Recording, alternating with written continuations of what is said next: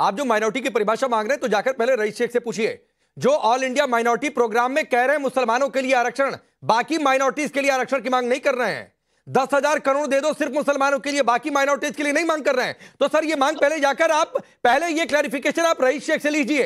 और पता नहीं दो या 3 दिन पहले धर्मेंद्र यादव आप थे या आपकी पार्टी के कोई और प्रवक्ता थे, मुझे याद नहीं है सर, आपकी पार्टी ने खुद डिफाइन किया हुआ है कि माइनॉरिटी का मतलब सिर्फ मुस्लिम, और मैं इसका सबूत लेकर हाथ पर बैठा हुआ हूं। जेपी की मूर्ति पर माल्यार्पण करने के लिए जो आपके हिसाब से अखिलेश यादव को रोका गया था, जो अखिलेश यादव ने कहा कि हमको नहीं माल्यार्पण करने दिया गया, और जिस लाल रंग के रथ पर पहुंचे हुए थे मूर्ति लेकर और वहां पर अखिलेश यादव ने माल्यार्पण किया था, आप ये देखिए, ये कार के गेट का दरवाजा है और इस पर पीडीए को परिभाषित किया हुआ है। पी मतलब पिछड़ा, डी मतलब दलित और अल्पसंख्यक, ए फॉर अल्पसंख्यक, और उसके आगे हाइफन देकर लिखा हुआ है कि अल्पसंख्यक में सिर्फ मुस्लिम गिनेंगे। तो सर यह परिभाषित आप लोगों ने किया हुआ है, और मैं बार बार कहता हूं, उस दिन भी मैंने आपको दिखाया था, पता नहीं आप थे या सपा के कोई और प्रवक्ता थे मेरे सामने। तो सर यह परिभाषित आप लोगों ने करके रखा हुआ है, मैंने या किसी और ने परिभाषित नहीं किया हुआ है। राकेश जी, आदरणीय राष्ट्रीय अध्यक्ष महोदय ने कई मौकों पर आप लोगों को बताया है। अरे तो ये किसने रथ जारी किया, आदिवासी, ये किसका रथ है जिस पर चढ़कर अखिलेश यादव ने माल्यार्पण किया? अब किसका रथ है? रथ तो किसी ना किसी का होगा ही, किसी ऐसे ही अखिलेश यादव नहीं, अखिलेश यादव किसी मंच पर पहुंच जाएंगे और नारा बिना उनकी सहमति के लग गया होगा, बिना उनकी सहमति के यह परिभाषा हो गई होगी। सपा के किसी आदमी ने, किसी जिम्मेदार अधिकारी ने नहीं देखा होगा कि यह पीडीए को परिभाषित किया जा रहा है, यह पार्टी की लाइन है कि किसी की व्यक्तिगत लाइन है, यह देखा ही नहीं गया होगा। अरे भाई, जो उन्होंने कह दी बात, उन्होंने आपके सामने 10 बार कह दी। तो ये धर्मेंद्र यादव किसने कही? मैं कह तो रहा हूं भाई, ये किसने कही? ये परिभाषा किसकी है? उसी परिभाषा में जो है, पिछड़ा, दलित, अल्पसंख्यक, आदिवासी, अगड़ा। नहीं भाई, अब आप बहुत देर से जलेबी बना रहे हैं, आप बहुत देर से जलेबी बना रहे हैं। उसमें ए मतलब अल्पसंख्यक में सिर्फ मुस्लिम की बात है। अगर आप नहीं समझ पा रहे सर, मैं कुछ नहीं कर सकता हूं। चलिए अब वरुण पुरोहित जी रुक जाइए सर, हो गया बहुत समय, 2 लोग अभी इंतजार कर रहे हैं। धनंजय जी जल्दी बोलिए, बहुत 2 लोग इंतजार कर रहे हैं। राकेश जी कहते हैं ना कि झूठ बोला है तो उस पर कायम रहो जफर, आदमी को साहिब किरदार होना चाहिए।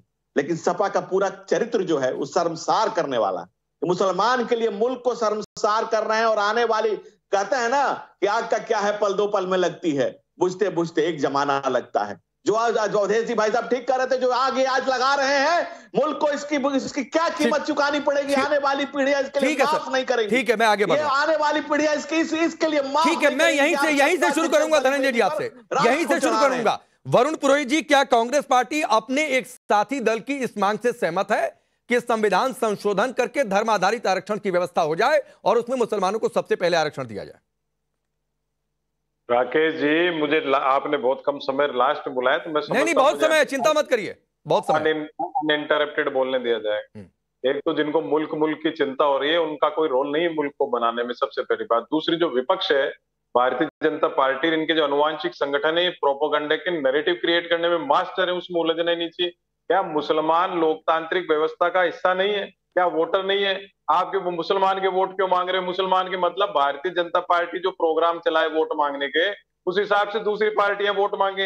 ये जो सिस्टम क्रिएट करना चाह रहे हैं दूसरी पार्टियों के ऊपर में, उनकी मानसिकता को, उनकी राजनीतिक व्यवस्था को, राजनीतिक सोच को ओवरलैप करने की बात कर रहे हैं। भाई ठीक है, आप भी तो इधर उधर जा रहे हो, कोई जाट आरक्षण की बात नहीं होती, ब्राह्मण आरक्षण की बात नहीं होती, जाति से बात नहीं करते क्या लोग? आप टिकट नहीं देते क्या उस हिसाब से? पार्टियां अपने हिसाब से कर रही हैं, अगर उनको मुसलमान वोट चाहिए तो अपने कर रहे होंगे उनसे वादा। तो मतलब कांग्रेस सहमत है? नहीं, सहमत है, सहमति की बात नहीं है, नहीं बात ही उसी की है। अरे भाई, लोकतांत्रिक व्यवस्था है, वोट। अरे तो सर बोलिए ना कि कांग्रेस चाहती है कि धर्म आधारित आरक्षण हो। आप बोलिए कि कांग्रेस चाहती है धर्म आधारित आरक्षण की व्यवस्था हो। आप बोलिए कांग्रेस चाहती है कि मुस्लिम आरक्षण की व्यवस्था हो। आप लोग तो चाहते भी है, स्टेट में आप लोग अप्लाई भी कर देते हैं। अब मुझे बोलने तो, आपने प्रूव कर दिया जो मैं बात कह रहा था। आप कह रहे हो ऐसे बोलो वैसे बोलो, ये मतलब आप चाहो जैसे कांग्रेस। अरे सर, अरे नहीं, मैं नहीं चाह रहा हूं। एक सवाल देश के सामने आएगा, एक सवाल देश के सामने आएगा तो आप पॉलिटिकल पार्टी आपको जवाब देना होगा कि इस मुद्दे पर आपकी पार्टी की राय क्या है। आप मुस्लिम आरक्षण चाहते हैं कि नहीं चाहते हैं? आरक्षण तो निजीकरण और पूंजीवाद के दौर में समाप्ति के कगार पे, मैंने तो कई बार बात उठाई। अरे नहीं वरुण जी प्लीज सर, अब मैं आपको भरपूर, आप जितना समय मांगिए मैं समय दूंगा, लेकिन ये नहीं हो सकता है कि आप धर्मेंद्र यादव की तरह जलेबी बनाइए। अरे जलेबी नहीं बना रहा, सुन तो ला आप पूरी मेरी बात को। इनको सबको समय दिया आपने। नहीं, आपको भी समय दे रहा हूं। पूंजीवाद और निजीकरण में आरक्षण की तो व्यवस्था ही कमजोर होती चली जा रही है। मैंने कई बार इस बात को उठाया, तो मेरे अलायंस की पार्टियों ने मेरे खिलाफ मुहिम चलाई कि साहब ये आरक्षण विरोधी है, जबकि निजीकरण और पूंजीवाद के दौर में आरक्षण को पुनर्समीक्षा होनी चाहिए, निजी कंपनियों में आरक्षण होना चाहिए। उसकी बात विपक्ष, मैंने कहा ना, विपक्ष उलझता जा रहा है बीजेपी के सारे मोह पाश के जाल में।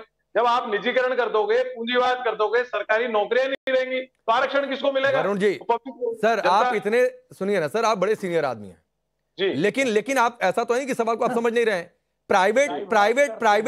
प्राइवेट नौकरियों में निजी क्षेत्र में आरक्षण होना चाहिए कि नहीं होना चाहिए, डिबेट का विषय नहीं है सर। डिबेट का विषय यह है कि मुस्लिम आरक्षण होना चाहिए कि नहीं होना चाहिए। और आप कांग्रेस, देश की सबसे पुरानी पार्टी की राय क्या है? इस क्रॉस सेक्शन में पिछड़ापन है, इकोनॉमिक डिस्पैरिटी है, उसको आरक्षण मिलना चाहिए। मुस्लिम आरक्षण मिलना चाहिए कि नहीं? मुस्लिम नाम से कैसे आरक्षण दोगे आप? तो बोलिए कि मांग गलत है, फिर बोलिए कि धर्म आधारित आरक्षण की मांग गलत है। सपा की इस राय से कांग्रेस पार्टी सहमत नहीं है। लोकतांत्रिक व्यवस्था में सबको अपनी मांग रखने का अरे फिर वही बात है।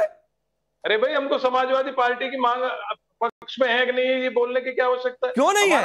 आप सरकार की राय पर मोदी की यह बात सही है कि नहीं सही आप बोलेंगे, बीजेपी की यह बात सही है कि नहीं सही आप राय देंगे, बड़ी बड़ी प्रेस कॉन्फ्रेंसेज होंगी, होनी भी चाहिए।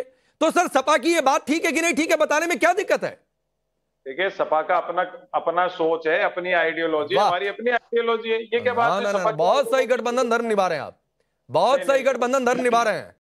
मैं भारतीय जनता पार्टी के कहने से कोई बयान नहीं दूंगा। भारतीय जनता पार्टी का अपना फॉर्मेट है, कांग्रेस का अपना फॉर्मेट है। सर वोटर के पास जाएंगे, सर वोटर्स के पास जाएंगे तो वो पूछेंगे, मुस्लिम समुदाय के लोग पूछेंगे कि बताइए हमको आरक्षण दोगे कि नहीं दोगे? सपा कह रही है कि दोगे, तो क्या उनको जवाब देंगे? हिंदू वोटर के पास जाएंगे तो देखिए, ये दिखा भी दिया धर्मेंद्र यादव, खोल कर बड़ी जरा इस तस्वीर को आज थ्रू आउट द डिबेट रखिए, ताकि धर्मेंद्र यादव बार बार देखें कि ये पीडीए को परिभाषित किसने किया है।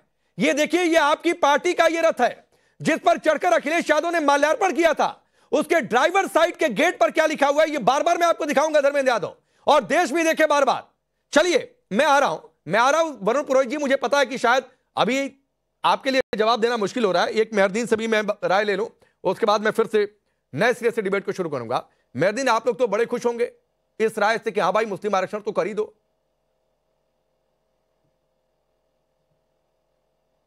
बिल्कुल राकेश भाई, जिस तरीके से मुसलमान आज पिछड़ा है और इसकी जो सबूत जो है वो सच्चर कमेटी के द्वारा जो है जो बताया भी गया। अगर कोई सरकार इस तरीके का कोई स्टैंड अगर ले रही है और लगातार, ये तो यूपी जो सरकार नहीं ले रही है, मांग उठ रही है एक दल के द्वारा 4% मुस्लिमों को जो है। अरे सर मैं वही कह रहा हूँ, अगर हो रहा है तो लोगों के पेट में दर्द क्यों हो रहा है जब सबको आरक्षण मिल सकता है? और अगर पिछड़े की बुनियाद पे अगर किसी मुसलमानों को भी आरक्षण मिल जाए तो इसमें बीजेपी के बहुत पेट में दर्द हो रहा है, आरएसएस के बहुत पेट में दर्द हो रहा है। और जिस तरीके से अगर हम कह रहे हैं कि जिसकी जितनी संख्या भारी उतनी उसकी हिस्सेदारी होनी चाहिए, अगर ये बात हो रही है तो उसमें तो किसी को भी कोई नहीं होना चाहिए किसी। तो फिर कहां तब 80-20 की बात होती है तो आपको दिक्कत होने लगता है? तब कोई आकर मेहरदीन 80-20 की बात कर दे तो आपको दिक्कत होने लगेगा। बिल्कुल, 80% हिंदू है उधर कर दो। नहीं तो सर, अच्छा, और दूसरी बात है मेहरदीन, आप ही के पास पूरा सवाल सुन लीजिए। दो बातें सुनिए।